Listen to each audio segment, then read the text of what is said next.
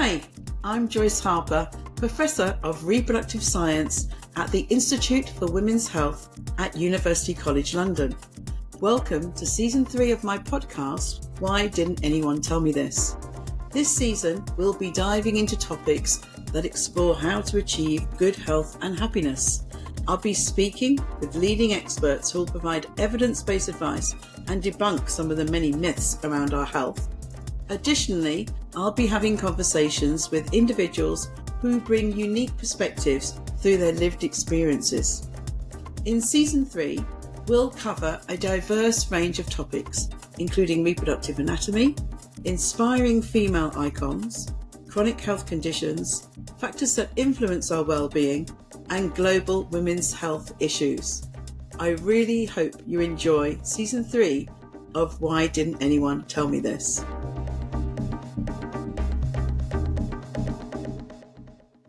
And welcome to this special for World Menopause Day 2025. I wanted to have a discussion with someone who holds nothing back about menopause, and who else to have on but Amanda Thebe.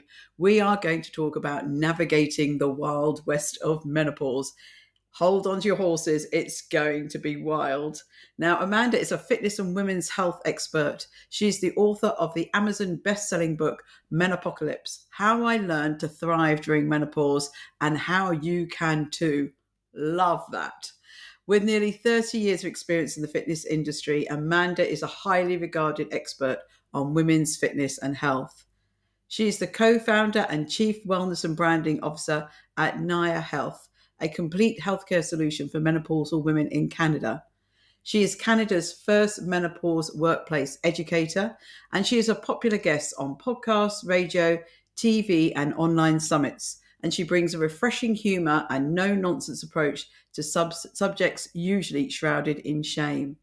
Her exercise workouts, health and fitness tips have been featured on many shows, including Oprah, Shape, Prevention, Healthline, CBC Radio, Global News Canada, The Doctors, and many more. So, welcome, Amanda. I'm very, very happy to be here. It's still a long time happening, I think. It is. The first time we've even met properly virtually. So I'm very, very excited. So we are going to be brave and bold, Amanda, aren't we? And we're going to go for it, this special issue for World Menopause Day. But we'll start gently, uncontroversially, hopefully, by hearing from you. Tell us about your career and especially how you became a fitness instructor and women's health expert. Yeah, it's really funny about the bold thing. Sometimes I think we're just being very British, not bold. I mean, we've always been taught to be very forthright and speak our mind and all of those things. And now all of a sudden now that's controversial. But come on, back to me. Me. Okay. So I'm from the northeast of England, like a Billingham girl, if you've heard of that. Aldous Huxley wrote his Brave New World based on Billingham. It's a bit dystopian there, but anyway, and I always have done exercise, Joyce. It's a little bit synonymous with my name. It really is part of my personality. And so I did karate as a kid. It kept me off the streets, stopped me being drunk and pregnant, all of those things.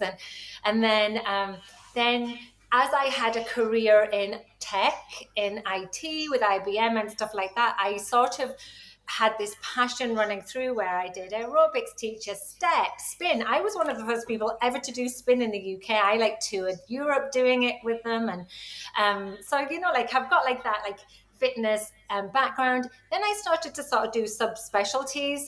After I had kids, I realized I wanted to sort of do something for myself. And so I started working with athletes. I've worked with NBA basketball players. I've worked with pre and post pregnancy, elderly, rehabilitation, you name it. So I feel like I've got a really good, solid education in that. And then if I don't, I feel like I have the connections and the people around me to learn, like we're all doing, right? Like we're all gathering these people. And then I went into menopause age. I recognized it at 42. I recognized something was wrong at 42. I then spent 2 years trying to find answers.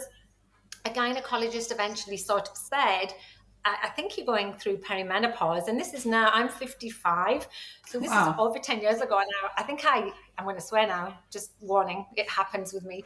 I was like, what the fuck is perimenopause? I'd never heard the word before, where thankfully now it's in our lexicon, right? But for people like me who are basically the general public, it wasn't a word we'd heard of. And in my mind, I had that whole menopause is for like really old people, and you stop getting your periods, you get a bit hot. It was all of those like cliches that I thought. So it sort of sent me down that perimenopausal rabbit hole. I wrote a few articles about how I felt betrayed, that nobody had spoken to me about this. My community really leaned into that. This is a community of fitness people who are like, oh my God, that's just what's happening to me, and it makes no sense. And then honestly, I just sort of like was so interested and curious. I just thought, I'm going to find out what it is that we don't know as the general public, and why we don't know. And that's sort of where I ended up creating a community, dedicating my sort of social media space to it, and then writing a book on it. And I might add, there's a couple of things I want to push back on. I hate the word expert, but whatever. It's sort of, people say that I'm very knowledgeable to do with exercise and nutrition. I feel like I can, talk about that ad nauseum. I never cross any lines. I never have, and I never will. I don't give out medical advice. I don't pretend to be a doctor. I very much feel like I'm a bridge between medical and the general public, and I feel like I'm well equipped to be able to do knowledge translation, which you'll love being a professor, right? So I can pretty much read studies quite well, and then if I can't, I have people I can ask, like Jen Gunter and you or Anise or any of the professionals that are in this space. And so I feel like what's happened with me is I just have become a trusted voice, because I really don't have anything to sell. I really want to help women. It's the driving force behind me and all of those things, right? So that's sort of how I ended up where I am. But, and I know we're going to talk about this, Joyce, and I'm super excited, I have seen a shift from the 12 years ago when I was 42 to the 55-year-old me now. Yes. I'm going to pick up on quite a few things there. So Amanda, you mean you're not selling some menopause supplements? So I'm not selling menopause supplements. What exactly is a menopause supplement? Oh my God. Well, we've just done a study on menopause supplements, and we're just getting ready to submit the paper. So we've done it with in collaboration with the University of Oxford. And the only spoiler I'll give you now is we've looked at 201 menopause supplements, but to know what we found, you'll just have to wait and see. But yeah, I think I can get it. yeah. But you know what? Like I love the conversation around supplements. Definitely in North America, it's not a regulated business. I know there's a bit more oversight in the UK, especially from the herbal sort of side, which isn't anything I'm interested in, truthfully. And for supplements, I personally take supplements because I have a low vitamin D, low iron, and low vitamin B. I've been told to take them, right? I'm not going to take them just because, right? It doesn't make any sense. And so I feel like they have a place if you've got some gaps, right? But that's not what you're talking about. No. Well, we might come back to that. Also, I don't know whether you know, I have put it out a few times, but I am actually a qualified aerobics teacher. You and me alike. I Oh know. my God. What was the song you picked to do your test to? You know, Yes. like if you're an aerobics teacher, like the RSA, that's what I did, RSA back in the day in the UK. And you have to pick a song and you have to lead the class in a choreograph. What did you pick? So mine is called it's a song called I think it's Waterfall by Atlantic Ocean, and it's a song. It's a track that they sometimes play out when I'm day raving, and when it comes on when I'm day raving, I start getting ready to do the grapevines and do the knee lifts and do another grapevine and do another knee. Even though I did this so. I did this when I was doing my PhD, so it's literally 40 years ago. I did the YMCA, 40 years ago, and I taught for about 5 or 6 years. I was going so often. I have just confessed to you offline that I'm going to confess I am doing a lot of classes at the moment. I'm doing about 10 a week, But in the 80s, I was also doing a lot. No, I don't think I was ever doing that many as I'm doing now, because I feel bloody great now. Anyway, but I was doing so many that a few of my friends who took the classes said, can you just go and do the course? And then if we're not here, What you could, happened to me? It was the yeah, same thing. Like, can yeah. you help me? Because I don't know what I'm doing. Yeah, good for you. I love that. But what's funny is that you did a YMCA course with a PhD. It's like two ends of the spectrum. I love it. So I did my when I'm going to say 19, so a long time ago, and I did the exam, and my instructor was proper like pineapple studio with the leggings and the American tan tights and the leg warmers and the sweatband, and I did it to the Prodigy, and she was like. It was Breathe as well, and she was like, "That's like the ugliest song I've ever heard," and I'm like a total like metalhead, and I thought that was like a low key song, and I was like, "Okay, well, I Oh, don't I know wish how I I was passed, but I there. did." I wish I was there. I love it. I love it. Love it. Love it. Yeah, brilliant. Brilliant. Both of those tracks are still very, very popular. They're fantastic. I know. See, we know. So, Okay, sorry, so we are. distraction. So take home message number one: we are both a little bit obsessed with exercise, but we're going to come back to that for sure. Now, your perimenopause. You said when things started happening, and you have said that it hit you like a freight train. So tell us a bit more about what your experience was like. It's really interesting because it was probably one of the worst experiences I've ever had, and it might likely be because I didn't know what was happening, right? And so I am a pretty outgoing person, if you hadn't noticed, and love to be social, love meeting new people. Like I like the experience that life gives me, and I stopped wanting to do that, right? And so what happened is I started to feel unwell, and the unwellness that I had was feeling dizzy and nauseous a lot, losing feeling in the right side of my face. Like if you were to draw a line from the top of my head all the way down to my right arm, I would often lose feeling completely in one side of my body and then throw up, and it was horrible. And then I started to just feel differently about myself. And I actually didn't have the nouns for what was going on, but I just realized that something was changing with me, and I was literally crawling through the days and dreading waking up in the morning.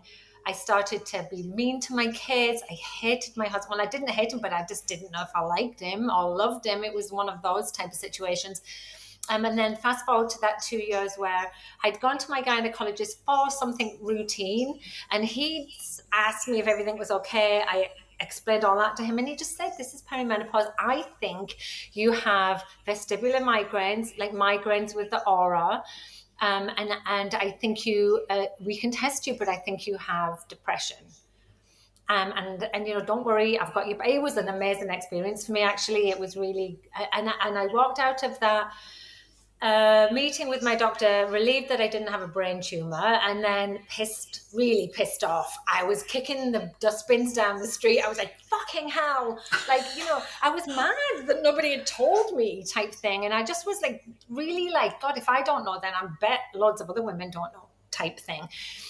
But that was like the start of it for me. And I think for a lot of women, the not knowing is one of the hardest things. And I started getting treatment for those things. And then I had a bunch of other symptoms, and all of them, I just remember not liking Amanda. I remember like having a deadness in my eyes. And honestly, the depression probably was the worst compared with this debilitating migraine thing I was going through. It just was brutal, absolutely brutal. And then I think we're going to talk about that. I just needed help, right? So I started looking for help. Yeah, and I think we have a theory that if women know about this and understand it before they get there, that they will understand it better. And I think for many women I've heard, it's that, as you said, it's that not knowing what was happening and thinking you're going absolutely bonkers, or you're dying of something.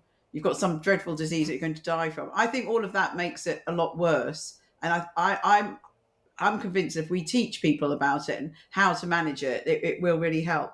Can I ask you before we go on? Can I ask you how did you treat it, and how are you now? So my bearing in mind this is 12 years ago, and I don't want anyone to come at me. 12 years ago, it was, sorry, 10 years ago, the gynecologist said to me, so these are your treatment options. Number one, menopause hormone therapy, which is what we call it here. We don't call it HRT, is just for translation. And we also don't use body identical. That doesn't make any sense to anyone outside of the UK, but whatever. So hormone therapy was what was offered to me. And then he said, and then next in line, I can offer you treatment for your depression and migraine sort of separately, but there's actually probably one medication that I can try you for both. It was an antidepressant off label. And I went, why would you want to give me breast cancer? Oh my God. Ugh, I can't believe you're going to give me like hormone therapy. Oh, you're the worst doctor in the world. And then he gave me these antidepressants, which actually did really help for me. Did help me. They did help with my depression. And I can't remember what they were now, maybe venlafaxine. And I don't know if that did help with the migraines or whether I had to try other migraine medications. I can't remember. But I do know that I sort of was like this with my medication until I could find something that worked for me. But then, Joyce, I started having other symptoms and they weren't being helped by the antidepressants, right? And so I was like, well, what do I do? And then I then became a little bit more educated. We're talking 3 or 4 years in, and I was like, I think I should give hormone therapy a try. I was in Texas. I had very good health care because if you work in the USA, you can get really good health care. It's so privileged, but I had it. So I went to see my young GP who was very responsive to any conversation, and he shut me down and just said, no, I won't prescribe it. It's dangerous, all of those things. By the way, he came back to me in an email later and went, hands up, I'm sorry, I didn't know. I will change the way I prescribe. So that was actually quite good. I went to a medical clinic, and then I started over the next 3 to 4 years trying different types of hormone therapy because I wasn't feeling great, but I think I was getting brought up in there's people in the UK, actually, the biggest voice in the UK. I was listening to that person, actually was in contact and friendly with that person, was saying, you need to be on hormone therapy. All women should be on this because it's going to really help you, your heart, your brain, and you really need it. And I was like, oh God, shit. If I need to be on this and I'm actually not doing well on it, what shall I do? And so my doctor, what would happen is I would go on it for about 2 or 3 weeks and I'd start to feel good again. I'd be like, oh my God, this is what it feels to be Amanda again. I've got myself back. I know what it's life changing, like everyone said. And then by the month time, it would go really wrong. My depression always came back and my migraines came back with just like so much more intensity. That the point that I was worse on it than I was off it. Remember reaching out to this very same doctor. I'll say her name if you want, but otherwise people can join the dots. And I emailed this doctor and I kept the email because I was so shocked. I said, listen, hey, we've been talking over the last year or two. I really respect you. I'm not doing well on hormone therapy.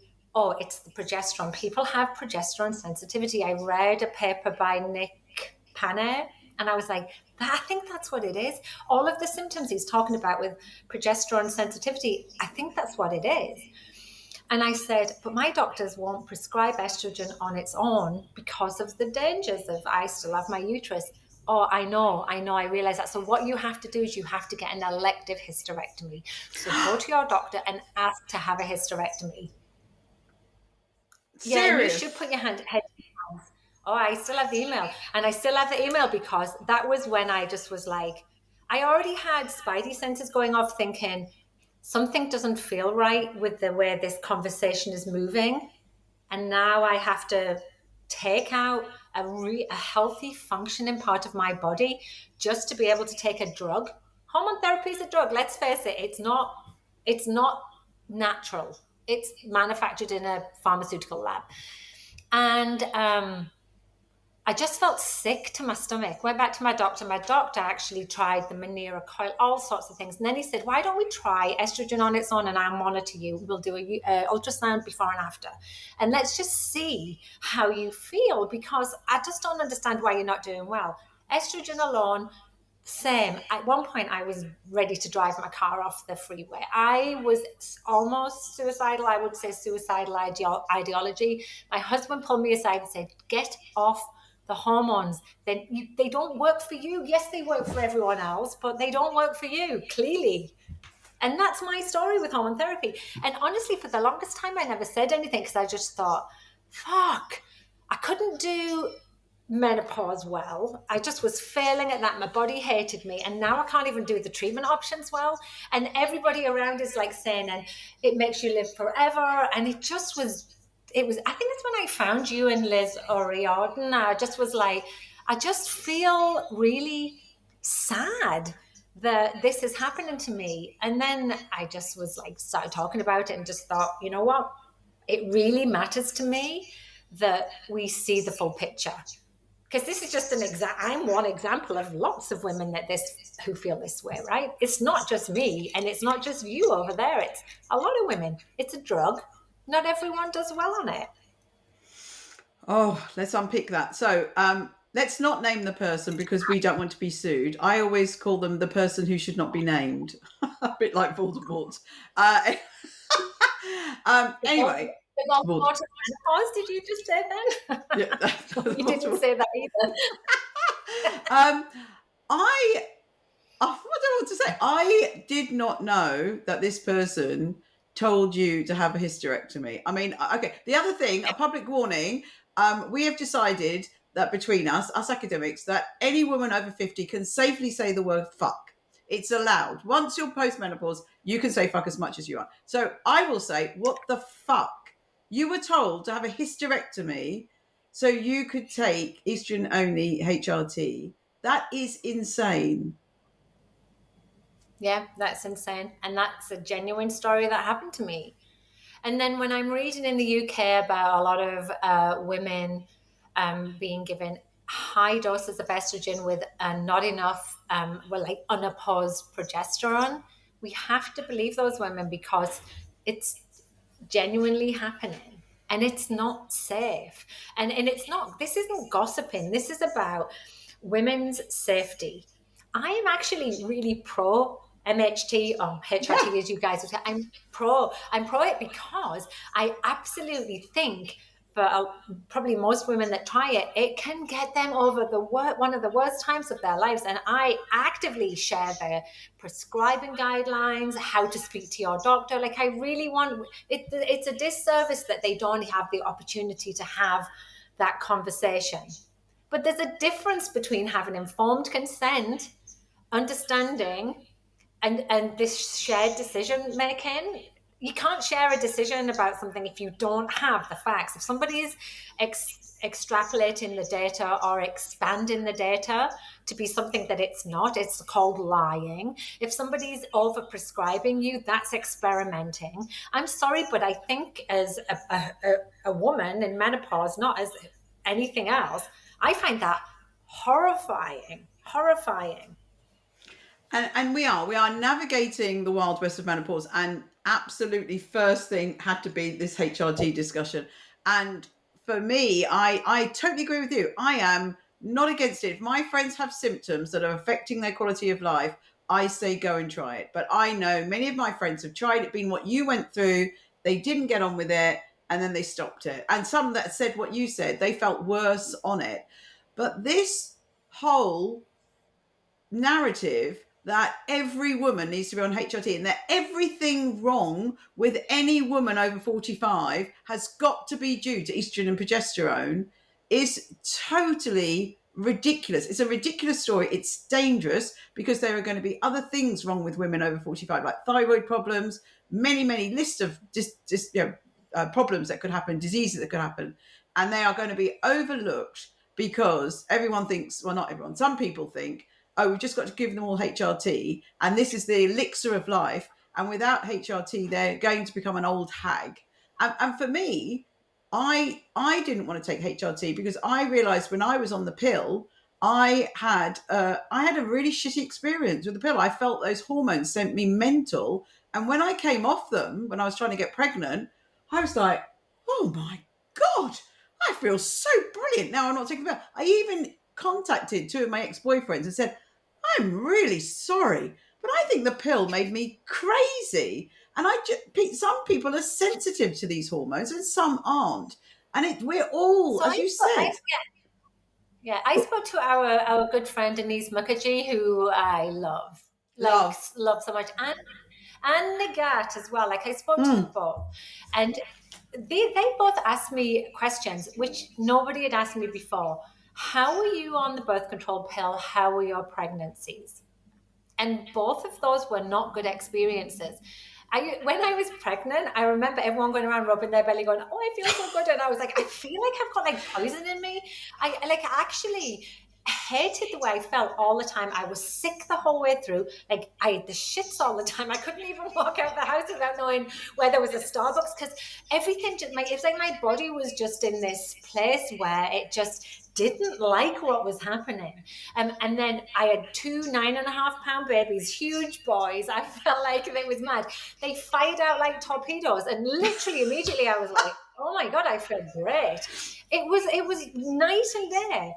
And so they were like, yeah, if the birth control pill and your pregnancy states of really high hormones didn't make you feel good, it's no surprise that hormone therapy didn't either, because you clearly are somebody that just doesn't do so well on them. And I was like, oh, that all makes sense to me. Interesting about the pregnancy. So I hated being pregnant. I've got three boys, but I cheated. I had twins as well. And I Uh, felt, I yeah, I know. I bought one, got one free. I felt like you did. I felt like I wasn't me. When I was pregnant, I just thought, I don't feel like me. I don't like doing anything I used to do. I don't like eating what I used to eat, drinking what I used to drink. I've got aliens inside me and they've changed me.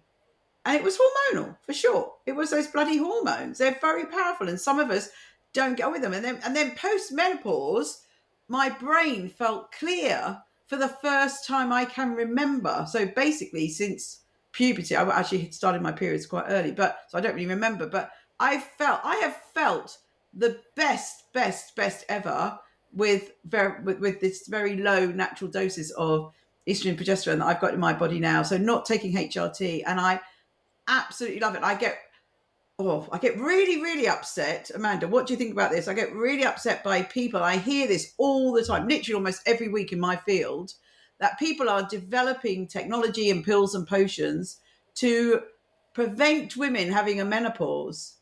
And I just literally have steam coming out my ears when I hear them say this. They say, oh, but if we prevent menopause, then women won't get dementia and heart disease and osteoporosis. Yes, they bloody will. Okay. It's not, yeah, well, anyway, So but what do I think about that? I feel the yeah, same way. So to me, we're now leaning into the ethical, moral conversation, right? Because it's not just a matter of opinion. It's like, why are we changing the function of the female body? For what purpose?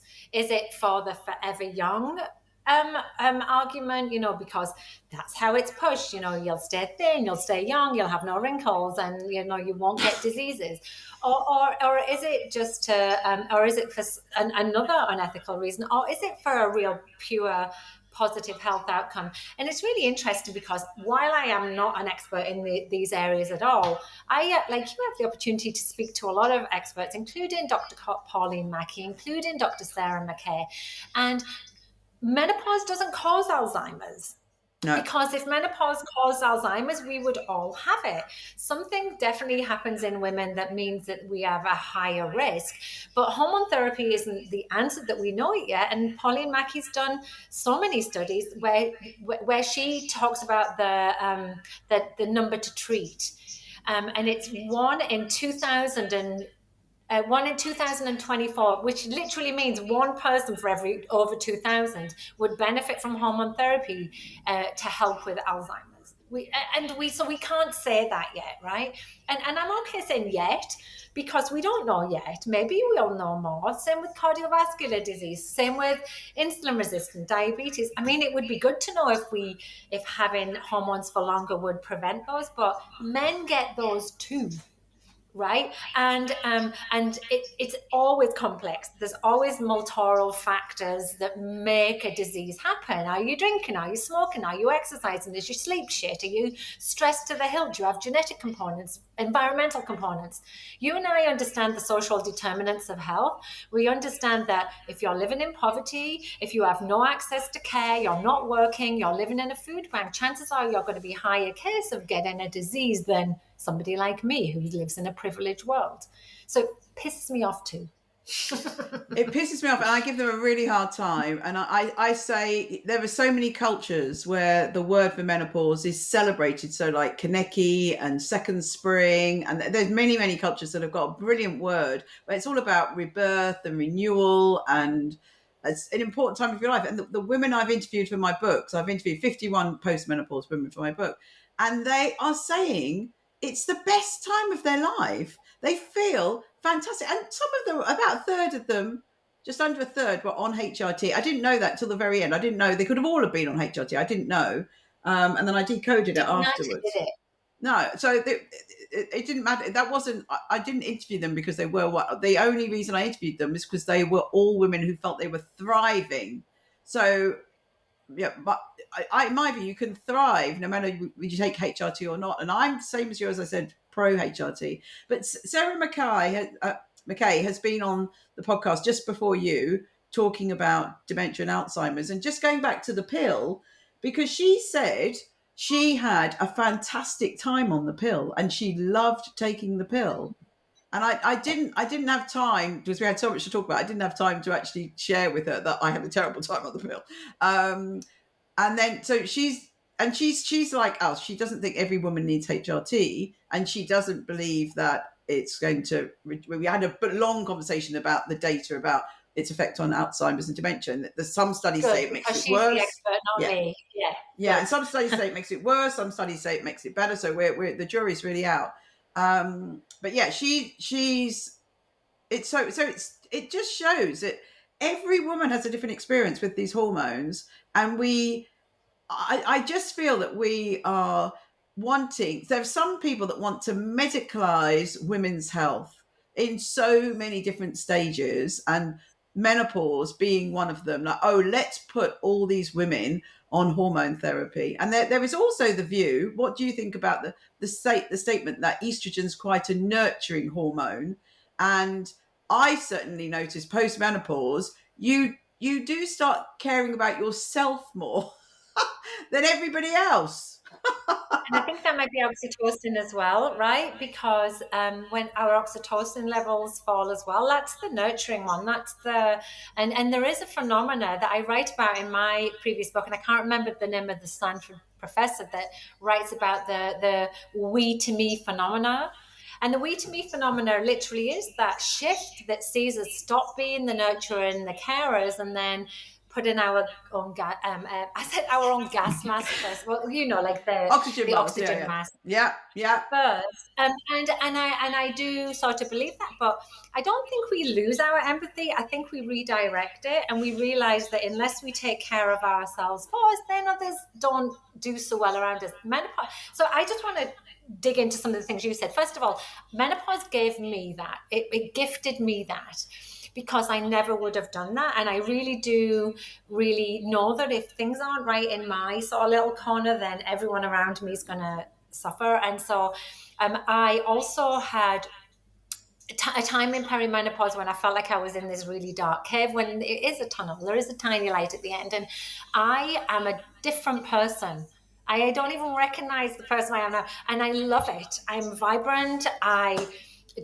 We do give us less fucks, without a doubt. I think that's another gift. And I think that either Pauline or Lisa Mosconi talks about the way the brain is rewired, and it does sort of lean into different sort of like areas, so your personality may become a bit more dominant. And in those cultures where we look at the wise sage women smoking the pipe in the tent, there's a reason for that, because we have that whole grandmother like hypothesis where these women are revered, and why not, right? So I totally am fitter than ever. I'm more content than ever. I struggle with a lot of other things still. I still have depression left over from menopause. It sucks, but I manage it, as best as I can. And I think that, like, for the most part, I'm happier here than I was prior to that. But I also want to talk. I really have something I'd like to say about the is menopause is hormone therapy for everyone. The loudest voices that are talking about this all have private clinics. Yep. And I'm sorry, but it's got to the point where if we don't start telling people how much these people charge, you've got to be a little bit more skeptical. You've got to be cynical. Like, for example, in North America, the menopause is what they call themselves, right? And whether they're doing good or bad, I am not going to actually comment on that. I want you all to know that every single one of them has a private clinic, ranging between $2,000 an appointment up to $7,000 an appointment. So they're not helping with access to care at all. And I have no problem with women making money, but this is taking advantage because this is not covered on insurance. This is a cash payment. This is privilege. This is privilege healthcare. And I know they do a lot for free, so do we all. But that doesn't stop the fact that when you're leaning into a private clinic and your main goal is to get women to come to you to get hormone therapy, you're going to have an implicit bias. And we see that implicit bias when people lie about what menopause hormone therapy can do. And the last thing I want to say on that is that the same people that talk about it like that often say things like the guidelines weaponize us, that they don't help women. And I just think it's really important for people listening to know that, say, for example, the North American Menopause Society, just called the Menopause Society now, they get independent researchers to come in and review every bit of data that exists. And yes, they might be more on the conservative side, but they look at the meta-analysis. They don't just look at this study or this study. They look at the whole body of work and say, what do we know? What can we stand by? And currently, menopause hormone therapy is only indicated in North America, and I think it's similar in the UK, for vasomotor symptoms, so your hot flashes, cold sweats, night sweats. It's indicated for the genital urinary syndrome of menopause, osteoporosis in young, early menopause, not in at the normal age of menopause. And it may have some amber light indications for things like memory, brain fog, sleep, all that might be stress, mood, all because of the other symptoms. And so I think that's a lot. And I think that if that's the benefits of going on hormone therapy, then whoopee-doo, that's amazing. And I think we should be talking about that. But when you tell women it can help fight Alzheimer's, when you tell women it's going to help them prevent cardiovascular disease, it's a lie. And it's a lie because American Heart Association are telling everyone the number one thing to beat cardiovascular disease by up to 80% is exercise. Exercise. And so this is my problem. And the fact is they build up a following of it's to me it's cult like, because it's like, this woman is talking my talk. She sees me. She's speaking my language. I'm tired of being ignored by the doctors. And she's telling me, I was there myself with this person who shall not be named. I was like, this is what I need to be doing because they've told me it can help me with all these other ways. And I think it's just so dishonest. It's just because I don't consider it to be over medicalizing, because either you're on it or you're not, or you're on something. I don't care about that particularly word, doesn't resonate with me. But what I do think is that they're bending the truth in this mis and disinformation, this completely dishonest way of talking, is profiting their back. It's all going down to their bottom line. And I just think that's disingenuous. Oh, this is brilliant. Absolutely. So, I always say to everybody, the societies are the ones to follow. As you said, they're independent people. They come in. I've been involved with many of them, not necessarily around menopause, but other things in my career. We're independent. Yeah. We read the data. We're not trying to sell anything or profit. And they are the golden rules that we need to follow. And people that don't follow them and who ignore them for their own profit, it's really not fair. And as you say, They're charging thousands of dollars for someone to go in there. Do you want to go in there and be told that you've got to look after your lifestyle? Or do you want to go in there with all the hype and all the positive marketing on social media about HRT to go in there and get your prescription of HRT? You want to come out there with those drugs in your hand, because we have been led to believe that this is empowering women. Whereas what I say in many areas of women's health, not just menopause, we are not empowering women with some of these drugs and tech and things. We are exploiting women. And one thing to pick up on that we started talking about while we were off air is when we criticize them, or actually criticize the wrong word, when we challenge them and say, well, look, I say this all the time. I follow the guidance from the menopause societies. And then on social media, I'll get people come back to me. And what do I know? I always say, I often write this? What do I know? I'm a professor of 40 years. Obviously, you know more than me. Can you share your data with me? And these are just normal women, and there is no data, but they've just believed the hype. So when we challenge these other women, then people say, oh, why have you got a war? Why are you trying to bring other women down? Why can't you all agree? Okay, I agree with the societies. We're not trying to bring other women down, but we're trying to stop women being exploited. So it's a bloody Well, nightmare. the whole idea is like, women should support women, and to me, this fits really well into the multi-level marketing world, like the R bonds and stuff like that, like the pyramid scheme, because they're just like, it's like the sisterhood. It's like we should all support one another. Why shouldn't you? Because it's okay to, well, first of all, it's okay to challenge people in authority. I have a problem with appeal to authority, that fallacy, because that's often where a lot of the misinformation comes from. 75% of it might be accurate, and then the other 25% is maybe cherry picked or leaning into a bias.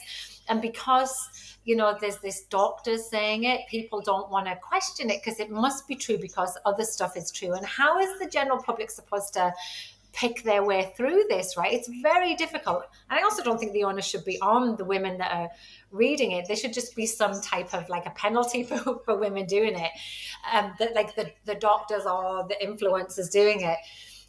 So I'm okay with challenging people and saying, can you tell me what the data is? Have you looked at all of the data? Can you please explain this to me better? They don't need to. They'll block you. They'll delete you. They don't want any negative people in their feeds. And what's really interesting is I don't call people out personally. I call out misinformation, and that's very different, and I know you do too. I don't want to get into a personal shouting match with people, but if somebody's blatantly lying, I'm okay to say, hey, can we, like, is this true or not? And if you get shut down for that, then that's a big red flag for me. Right? That's like saying to me, they've got something to hide, or they just don't care. They don't care because there's already an incentive for them saying these things, right? So again, it's about this critical thinking, the like being a natural skeptic and not just taking everything in, right? Yeah, totally. So, as well as peddling hormone therapy, let's go back to the supplement. So we mentioned that earlier. So there, lots of doctors now are selling supplements, and as you say, if you're known to be deficient of something, then taking them seems a good idea. But the study we've done, we've looked at what the menopause societies recommend, and the only vitamin is vitamin D, as you would expect. So there's no evidence for. What about calcium? Yeah, well, yeah, but it's not actually on there. But and that's for some women for sure. But I think they need to be tested and check that they're. So some of these vitamins and minerals can be dangerous if we take too many of them. They can be toxic. Um, so where the other thing that I think Sarah talked to us about this as well in her podcast, things like lion's mane and all these other, yes, now the trend's mushrooms, then the trend's something else and something else. And it's So also adaptogens like the ashwagandha, yeah, shishandra, all of those types of, like, yeah. how do you know the quality? That's one of the things. And how do you know it's safe? There's a really great doctor from the UK. I think he's called the liver doctor on social media. And he's like, dude, I see liver damage all the time, because people are hyperdosing on vitamins thinking they're benign. And Yeah. even vitamin D, it's not a benign vitamin, right? It actually is a precursor to a hormone, right? So you can't take too much of it. You should take the recommended dose. I know I have to take it in the winter because I get seasonal affective disorder, right? I need to take something. But so for example, there's a well-known doctor in the US that has a line of supplements that make millions and millions of dollars, right? We know this. And there was an article in the New York Times, um, and they've been called up by the Truth in Advertising company. They've had their vitamins and minerals tested and they're poor quality, and they also make claims that they do things that they don't, right? And so you've got this trust that you've got in the doctor, and they're saying, oh, take turmeric's really good for inflammation. But is it? And actually, the data doesn't support that at all. And actually, the data shows that it can have a lot of cross contaminants and it can cause liver damage if taken in excess. And we're not talking about the turmeric we put in our curries there, Joyce, because both of us will probably use that in our cooking. But we're talking about these concentrated doses in a capsule form. And I'm just like, you can't put vitamins and minerals in a safe category just because you think they're natural, and then drugs in a dangerous category because you think they're drugs and they're getting in your system. The chances are the drugs are safer because they have to go through testing and approval, right? They're not Yeah. going to get released to you until they've had tons of data. I'm just like, I don't actually understand. And then when you talk about proprietary blends, where they've got this concoction of so the concoction of a few different things with a bit I always say with a bit of sawdust and a bit of mouse poo, you don't know what's in it, you have no idea. And that's the point. These blends, these concoctions, they can list the ingredients. They don't have to state how much is in them, the quality of them, the efficacy of them, none of it, right? And so women are taking them. Who knows if they work? Placebo is a great Mhm. motivator, isn't it? Right? I just think that I don't know why more people aren't cautious of taking supplements than they are. I think the marketing is just so bloody great. The marketing around hormone therapy, the marketing around these supplements, and then I wanted to go on to all these other crazy menopause things.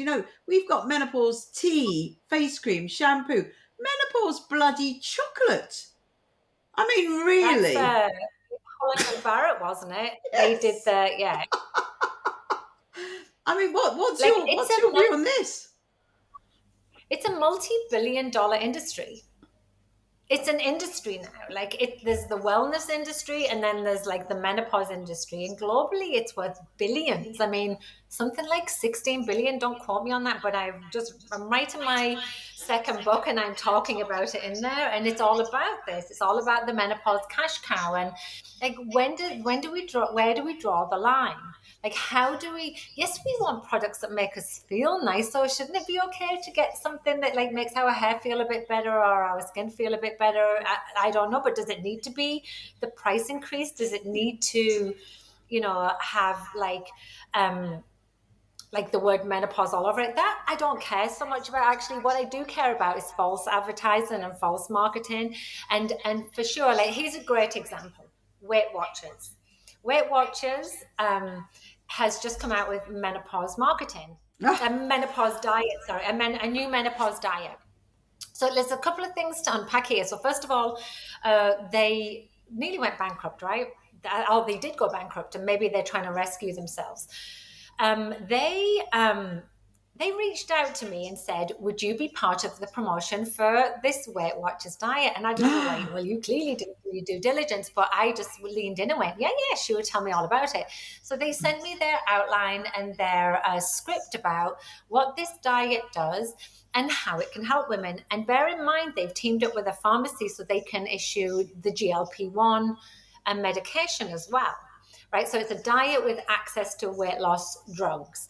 And I was like, yeah, sure, but give me access to the program because I couldn't possibly talk about a program without going in it, vetting it. And this is what they said to me. I'm afraid we don't have access to the program because it hasn't launched yet. So nobody's seen it. And I went, hang on, you want me to, you're prepared to pay me and you want me to talk about something that I can't review? And then we're basically like, well, yeah, we've given you the outline. So then it gets announced last week and Queen Latifah is the spokesperson for it. And I'm just like, listen, Weight Watchers historically has been problematic. It doesn't teach women anything, like we were just talking about. Like there's no education. It's all points. It's created a culture of shame and blame and eating disorders, right? So this is like everything I hate, and they want me to promote it. But that's the thing, right? They're like a dying company, and they need. Who are the people that are going to buy into it most of all? Are the ones that they ruined for the last 30 years, us. So now they're coming for us, and it pisses me off. It's not genuine at all. There's not one part of them wants to help women. We're back to that exploitation rather than empowering. But with Yes. like what Yeah. annoys me with the advertising is it's suggesting to the women that we are empowering them. Because even this, that I won't say the name of the company, but this special company that gives you a tick on your product if you pay them some money, and then they want a shelf. Well, they don't want. They want a whole section in the supermarket where all this mumbo jumbo menopause stuff is, because apparently women are, I don't know, can't understand about this stuff. And yeah, you put the word menopause on it and double the price. That's just exploitation, and that really just annoys me so much. I think it's so condescending to women that you need a special aisle in the supermarket to your weird menopause things. I mean, it's We're nuts. getting savvy, and I think a lot of like people in my community can see through all of this and feel frustrated by it. But we're also consumers, and we're also like, what's the right way?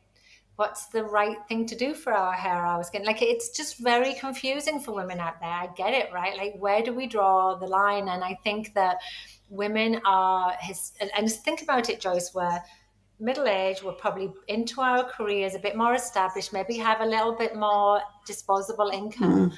And so we're willing to give things a try. And that's what these people know. That's why they're taking advantage, because we're the perfect customer. I mean, I'll give you an example of this, right? And it's nothing to do with menopause, but I'm the sucker that was on Facebook the other day, and there was this gorgeous bag that I don't need, and it like held everything when I traveled. And I just pressed buy and got it, and it came to the house. And I went, Jesus, I've just done everything I tell. Because I think Jennifer Aniston was seen with it or something. I've got a $50 bag I don't need now. I mean, we can all be sort of fall into that gullibility thing. And like another thing that I'm seeing a lot is like the weighted vests. There's another thing, right? Like every bugger and every man, woman, and his dog's walking down my street in a weighted vest at the Really? moment. And part of me is a little bit like, while that isn't really hurting anyone, like, why am I getting my knickers in the twist over someone wearing a weighted vest? Why? And I'm like, because it's been sold on lies, right? It's been sold on incorrect information. If you want to wear a weighted vest to do your 10 classes a week, Joyce, be my guest. I don't care. But wear it because you think you know why you're wearing it. And when you have influencers in the US going, oh, menopausal women should be wearing a weighted vest. It helped reverse my osteoporosis. And I'm like, but didn't it put estrogen cream on your face? Because this is why my skin looks like this, because I've been putting vaginal cream on my face. I've been buying this cream for my product. And I'm like, is it though? When someone's had surgery and fillers and Botox and stuff, and I don't care if they do, but that's not the reason they have skin like that. You know, like it's so deceitful, and deceit is what bothers me. But you bought the bag. The marketing is so bloody Got the bag. strong. You want to see it? Let me show you the bag. Yes. It's gorgeous. You Not really everyone will be able see to it. see this. Oh my God. No. Okay, we And love the it's all bag. pink inside, and it has like a place for everything. It's like a big vulva. Look. It looks like a It's a bag for those that can't see who are just listening. It is a bag that inside looks exactly like a vulva, which is a It was bonus. perfect for me. Perfect, perfect. But you know, we all do it. We are bombarded by marketing, and you know, it's brainwashing. It's really bloody good. So I don't blame these women for being sucked into the Oh, supplements and the hormone therapy, because when you've got these shiny, I think Sarah called them shiny people, influence on there looking, you know, great and authoritative, and now, you know, lots of them, they're not just influencers who don't have qualifications, they're people who have experience and knowledgeable in these, and you get sucked in and you press buy. And I've literally hovered over some face creams before, because yeah, I'm getting a bit saggy, and then like, what am I doing? But it's hard. It's hard, especially in the morning. You get up in the morning, scrolling through, you get sucked in by this great marketing. And menopausal women, we are a brilliant target. As you said, we've got money, got a bit of time. Oh yeah, let's buy some of this shit. yeah, and then I actually think it does come back down to the trust in the people that are you're following. And so honestly, I think it's okay to say to the people, I'm not telling you not to follow people, but I think it's okay to say to them, um, really? I mean, can you explain a bit more about this? And what about the other argument about this? Like, people do it to me all the time, and I'm like, yeah, there might be a reason to think that way. I think if you use your platforms and community ethically, you can have valid conversations where I'm like saying, I know, Joyce, but I have this cream here and it really did work for me. It doesn't matter that it's for menopause. It actually is really nice. You'll go, all right, then that's not so bad. But this one like cost me $500, and you can get this version from Boots for $10 or something. I don't pounds. Sorry, I'm in the wrong country. But Anything, yeah. you know, like I think that you should be able to. You don't trust people blindly. You don't always think that people have your best interest at heart, right? I just think that's okay to think like that. Yeah, I agree. Now, you mentioned the weighted vest, and I was going to ask you about that because I've seen you post about that a lot, and some other brilliant people post about what bullshit it is. And it does make me laugh. And just saying about those, that if someone you think's mis-selling you or not giving you correct information, stop bloody following them. I've stopped following a Yep. number of people. Okay, just shut them off and fill your feed with people who are brilliant and positive and wonderful. But this year, the World Menopause Day theme is lifestyle medicine, which I just am so, Oh, yeah, it's so great. fancy. Yeah, we've got a brilliant. Actually, the day your podcast is coming out, we've got a brilliant recording that we're doing about lifestyle medicine with some brilliant people. But Sarah McKay was saying that she. I've got a friend called Sarah McKay. Sarah McKay was I saying know. that she doesn't feel that lifestyle is quite so sexy. It's not promoted as being quite so sexy and glamorous as taking some drugs. I think that's wrong. I think we need to package.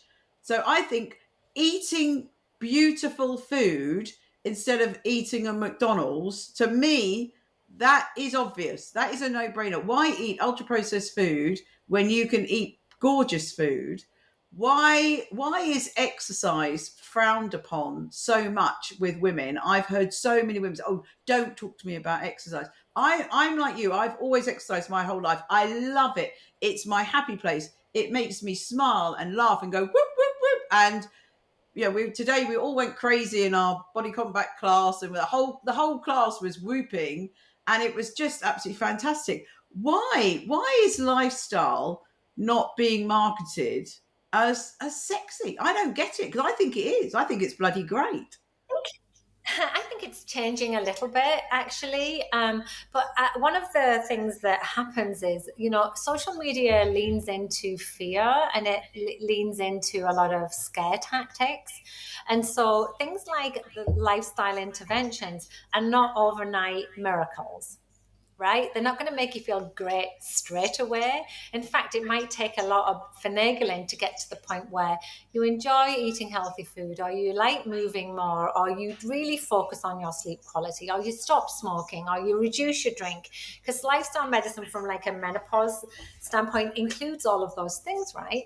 And you and I, well, I know maybe me a little bit more, talk about like the big rocks, like the tenets of health. That's what all my education is in. And yeah, like if I'm telling you, honestly, one of the best things you could do is get up every hour from your chair and walk around for 10 minutes. People are going to be like, meh, that's boring. I want to take something quicker. But honestly, like these things they're just not quick, and they do take a little bit of time to push and invest people to do that. Like, for example, creatine is a big deal at the moment over here in like North America. And creatine is a very well studied supplement, and so it's fine, but it's really only fine for people who are people, not just menopausal women. Strength training, a decent amount. Like I go 4 times a week for a pure strength training class, and for me, it would be beneficial. I'll be lucky if I remember to take it because I'm not very good at stuff like that. But like it may benefit me. But the thing that benefits you most from the strength training is the strength training itself, is the mechanism, and then the supporting actors in that are the protein and your creatines. But if you maybe eating enough protein, you may not need creatine. Blah blah blah. But so the point is, though, women would maybe go for the creatine rather than for the strength training, and so it's just the way it's all marketed, right? And like, so for me, I mean, that's most of my book is about, like, what can you take back into your control. And I think that, it's really nice to say to women, like, it doesn't matter whether you're taking any medication or not. It doesn't matter whether you've decided, that you're going to take non-hormonal, hormonal, or nothing. You want to live a long time. These are the things that are actually going to make you live a long time. You can reduce your cardiovascular risk almost to negligible. Honestly, if you started exercising, and you know what type of exercise you need to do, the shit that makes you turn up again and again and again. Yeah. It's body combat for you, Joyce. It's like all of your 10 classes. You're not sat there going, ooh, but is this going to cause hypertrophy, or is this going to do muscle protein synthesis? I don't know. Like, you're going, I feel so much better when I leave that class than when I went in. And I know I'm doing my body good. Stop over analyzing things, people. I feel like if we give, yes, we want you to try strength training. That's maybe a goal for somebody like me, is to just get people introduced into it. But really, if 85% of the population are not moving enough and not meeting the national guidelines, I want them just to do something, right? Something that makes them happy. And I think about all of the lifestyle interventions are like that. Like, you don't need to follow a specific menopause diet. That doesn't No. exist. But what we do know is that eat in abundance. Like Zoe is another one. Eat 30 plants a week. Oh, who's got time to do that, right? Like, that's, you're adding barriers. Every time you give rules to women, you're adding barriers. And just because Janet down the street lost 30 pounds on keto, it doesn't mean it's going to work for you, right? Try and focus on whole foods as much as possible, on an abundance of vegetables and grains and lean protein if you can eat it, and have occasional snacks. Like, nobody should be over analyzing this, but most of us don't meet even the nutritional guidelines that are set out, which actually are fine. The nutritional guidelines are fine. We just don't do them, Yeah, right? no, I totally, totally, totally agree. And in your book, Menopocalypse, the subtitle was "How I Learned to Thrive During Menopause and How You Can Too." So Yeah. what else would you say? We've got exercise, we've got nutrition, sleep, mental health, friendships. What else did you talk about in your book? Well, actually, the last thing that you didn't mention there is all about how we think about menopause going forward. And it goes all the way back to you saying you interviewed 51 women who are doing amazing in Yeah, postmenopause, right? And it's like, so for me, knowledge covers everything. Like, if you don't know what you're talking about, if you don't have a base understanding, you're not going to make any progress at all. But for me, one of the I did call this chapter, sorry, Shift Happens, because I thought it was funny. But it's like, I remember when I was in the thick of perimenopause and just hating myself and not knowing what was going on. I sat down with my friend who's a psychologist, and she said, you got to just change the way you're thinking about this, because it's making everything worse for you. You need to lean into what's happening. You can't stop it. It's going to happen. It will get better.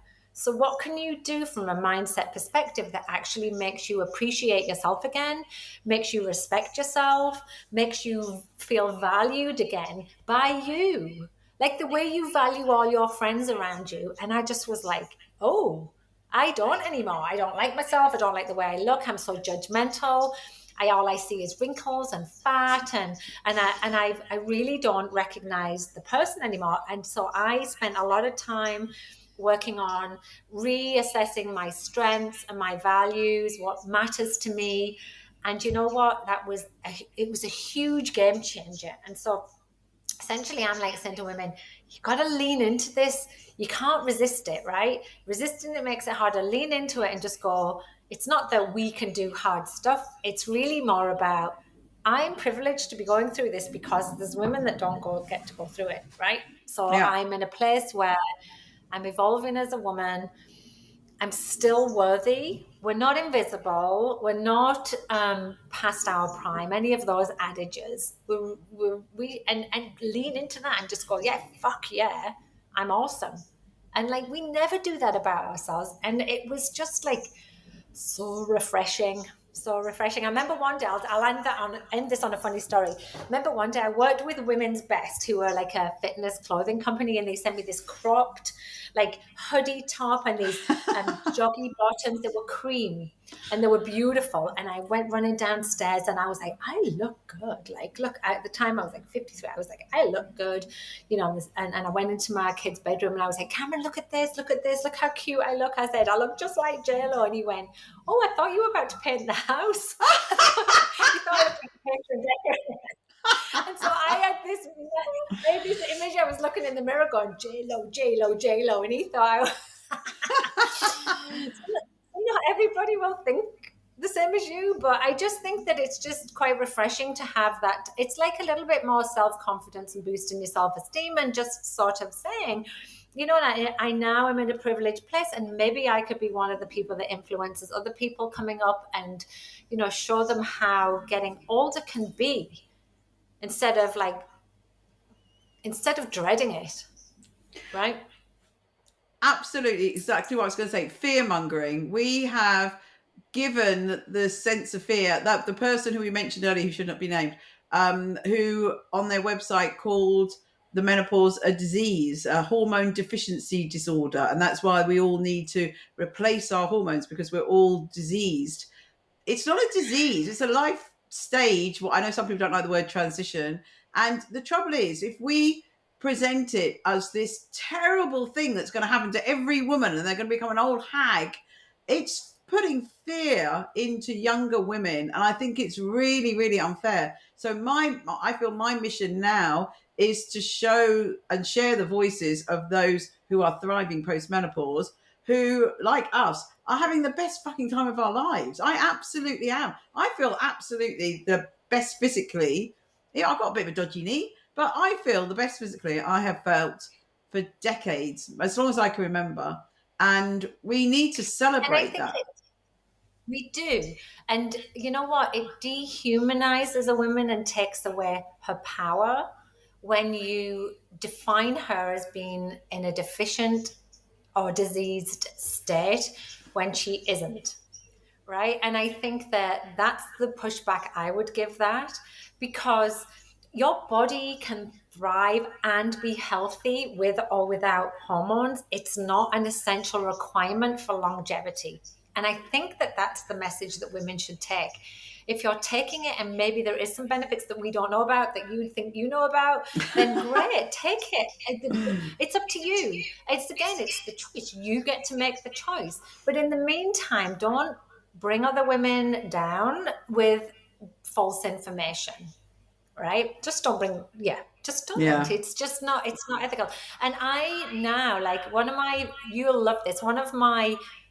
I've become friends with her and I love it, is Michelle and Joan MacDonald. And Joan MacDonald is the Train with Joan on social media. And she's got a couple of million followers, but her story is that she was 70 years old. She had diabetes. She had hypertension. I don't know what else, but she was very unwell, high cholesterol, everything. And her daughter was like, I think I'm going to lose my mum unless I sort of step in. And her daughter's a fitness coach, well respected. And John turned her life around, and she's 78 and she doesn't have any of those conditions anymore. She's Yeah. lost like 80 pounds. She's ripped and she's just living life. And I'm just like, see, now that's sort of maybe an extreme example of it, but she's showing people that, I'm not dead yet, right? And she doesn't have any hormones, and even if she did, that's not what is kept her going, right? It's the fact that she just had a complete change of stance on how getting older will look. And everyone has the ability to do that, and we all have it looks different for everyone, right? There's an entry level for everyone. I always think that like exercise is a barrier for a lot of people because they're like, oh, but I don't want to go to the gym and I don't want to do that. Put on your Jane Fonda DVD. I don't Yeah. care. Like, go onto YouTube. There's a million like workouts on there or strength training. So find something that really works for you. I just want to finish on exercise because that's really your big thing. So you've talked about the Yeah. weighted vests, and just to say, I love, as you said, my body combat, my other classes. I'm going to tell you, I hate Pilates.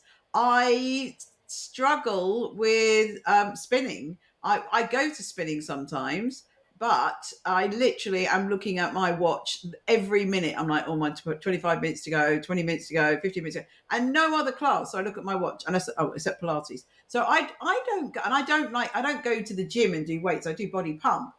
So we all need to find what works for us. I know other people that love Pilates and love spinning, and everyone loves something different. So, are there any other myths around um, exercise, menopause that we haven't covered already that you want to debunk?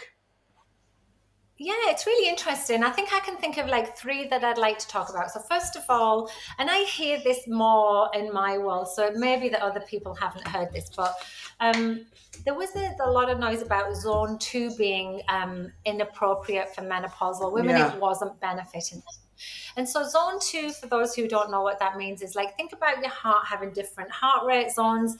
And zone one is like, you're just getting out of bed, you're pottering around the house, going for like a little easy walk. And zone five would be, I'm in my body combat class and I'm literally like blue. I got no oxygen. And in fact, that is what it is. It's anaerobic without oxygen. Zone two is you're going to go for a walk with your mate, but you're going to be brisk. A brisk walk, where you get like a little bit out of breath. And you would do that for a prolonged period of time. And we have data and lots of data that show how impactful that is for your overall health, especially for cardiovascular health. And there was a lot of claims being made that zone two was useless for women and they needed to do more HIIT training and more sit training, which I'll talk about in a second.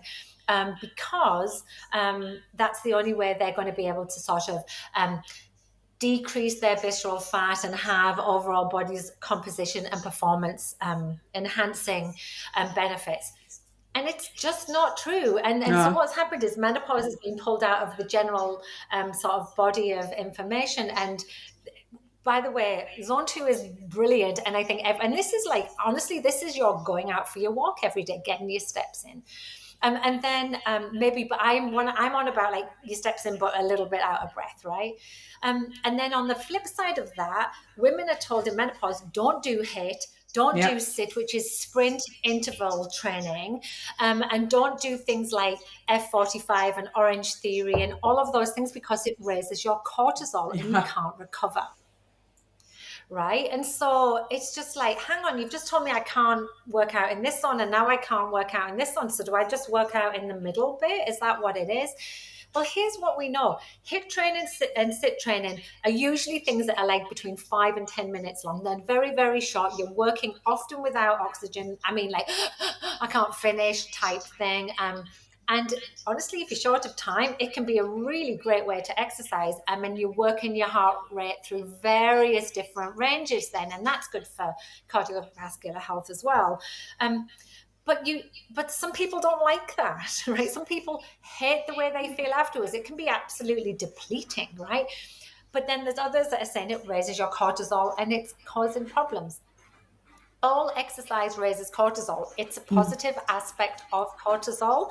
We need cortisol to be challenged because it makes our sensitivity to it a lot better. And when you've got good cortisol sensitivity, it just means that your body is just more efficient using it and it uses it appropriately. The only time like high cortisol is a problem is when we have it a long time and we don't do anything about it, like when people live with chronic stress. Exercise is one of the best things you can do. So if you want to do zone 2 and you want to do HIIT, do it, because we know we have the data to say it has positive health outcomes. And then the what was it? I had 3 about menopause. One was HIIT, one was zone. Oh my God, I can't remember what the last one was.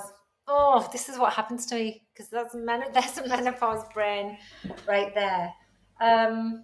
Anything about Yeah, it's fasting? gone. Fasting. That's the other one I've heard. I mean, yeah, we can do another one. Do you want to get up and eat in the morning? Yeah, then eat. Do I you want don't. to get Yeah. up and not eat in the morning? No, then don't. There's no detrimental way either way. Like I remember in perimenopause, not eating in the morning made me feel like a dirty dish rag for the rest of the day. I'm in postmenopause now, and I can't eat when I wake up anymore. And so I now work with where my body is. And that's the thing I want people to like leave this with is it's something called auto-regulation. And I'll keep using you as an example, Joyce. Like you're committed to doing 10 classes a week, and one of them's your spin class, and you don't like it.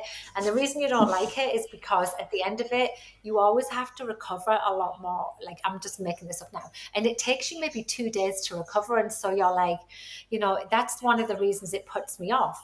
For example, maybe that day your energy level's so low, you're like, you know what? I actually need to go and do something. I'm going to go and do that core focus class because the idea of getting my sort of like heart rate up so high and using all of that energy is just not going to work for me. And auto regulation just means checking in and just saying where you are and how am I feeling. And you're allowed to do that. Doesn't matter what anyone else says. If you don't want to do something, don't. But if you really feel good, then carpe the diem out of your workout, right? But it's just these rules that people put out there are diminishing women, and they're putting barriers up to entry. Oh, and I've remembered what the last one is, that all women should lift heavy shit. They should only lift between 4 and 5 reps. And it just Yeah. makes no sense at all. And anyone with it, and it makes no sense because I'm a strength coach. I've been one for 35 years.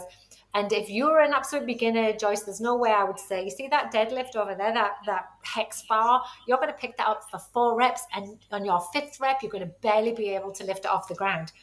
No, I'm going to start with your body weight and I'm going to teach you the movement. It just pisses me off. It's stupid. And we know that building lean muscle, maintaining lean muscle, and building bone can happen in a short rep range and a high rep range. We have data to show all rep ranges work. Brilliant. So there. There. Brilliant. Brilliantly said, Amanda. Brilliantly said. And listen, I'm with you. We all love different things. I don't like the spinning. I love the buzz I get from a high impact. I love being in zone 5. I love the buzz. I love the goose. Me and the teacher always we said, we've got goose pimples. We've got goose pimples. And everyone's going, what are you going on about? And I was like, I don't know. You just get to this stage and your just whole body is buzzing. It's quite orgasmic. Euphoria. Like It is. It's it is. orgasmic. It is. Yeah. But, it is. And that's what we get from exercise. Yeah. Yeah. And I agree. All the things that people are putting out that you've just said is putting people off. It creates barriers to entry. Absolutely. Yeah. So it's nuts. It's not. Oh my goodness, Amanda, we have discussed went on, didn't we? the wild west of menopause. Have we missed anything out that you wanted to talk about? I think we've covered it all. Actually. Probably. I'm sure we'll hang up and go, oh my God, we never spoke about this. But as far as I just think that a general message is that I'm really happy that menopause now is a normal word that we can all say, and it's now become something that we've accepted instead of being in the blind. We have knowledge now. I love that women are using their platform to talk about it in a really normal way. That is, it's just some of it's fun but it's really real, and I love that. But as with any sort of like wellness trend or gimmick that happens, the vultures will come in and they will take advantage of you. And so just always be buyer beware. Be a skeptic. Perfect. That's perfect. Perfect. And please, anyone who we've mentioned or criticised, don't sue us. It's just our I opinion. don't think we said any, I don't think we said anyone's name. And honestly, Mm, all we're doing is criticizing their practices or their products. I personally don't have anything against any of them. Don't no, know most of them, right? no. It's really about how does this affect you? The ultimate um, aim for myself and for Joyce is that we would love women to feel safe and confident so they can have advocacy, and when you have advocacy you help other women, right? Because you create access. Like, this doctor might learn something, it might help the next person, you've maybe eased somebody's fears, and so all of those things are super important. Perfect. Perfect. But we're going to finish on my happy notes that I ask everybody. And Okay. Amanda, so no, well, you might say something about menopause, but what makes you happy? What makes Amanda happy? And where is your happy place? I'm not going to talk about exercise because that's a bit of a given. I love traveling. Traveling's my second passion. People are like, "Are you not home again?" I just love new places, new experiences. I love learning about different cultures. I feel like it's really made me a better person. It doesn't always last. Sometimes if I go to places that are maybe developing nations and stuff, I come back and go, okay, on a moral stance, I'm going to change everything about myself, and it lasts for 3 months, and then I buy Jennifer Aniston's bag and forget. but mostly that I think it's like the world's education that I love from traveling. Brilliant. Brilliant. Yes, that I love that too. And I'm hardly ever at home, but I am at home at the moment. Um, and the very last question, what advice would you give your younger self? Oh, I think to be more critical, because I definitely I am a, not so much now, but I definitely was a huge people pleaser, and Mm. I didn't have the ability to push back and to say no as much as I would have liked. And I often trusted people too much. And so I think I've developed into the cynical person I am because of that. Yeah. Yeah. Lovely. That's great. Amanda, it has been absolutely fantastic. We really I'm glad thrashed. we did this. Oh, we thrashed these bloody topics. I was, when I've told everyone that I was getting you on for World Menopause Day, well, okay, brilliant. We love her. Everyone I know, we're a bit biased. We all love you. We love what you do. Keep doing what you're Oh, doing. thank you. No, it's brilliant. It's brilliant. I know I'm sometimes with we feel, you. yeah, we're drowning, but honestly, thank you so much. Thank you for coming on the podcast. Absolutely brilliant. Happy World Menopause Day, And happy everybody. Menopause Day. And listen, embrace your lifestyle. It's, you just do what you want to do. Don't worry about, if you don't agree with everything we've said, just do what you want to do. Take on board. You make up your own mind how you want to live your life. But I just want everyone to be happy and healthy. That's all I want. Awesome. Bye Thanks so much. bye. Bye, Amanda. Bye.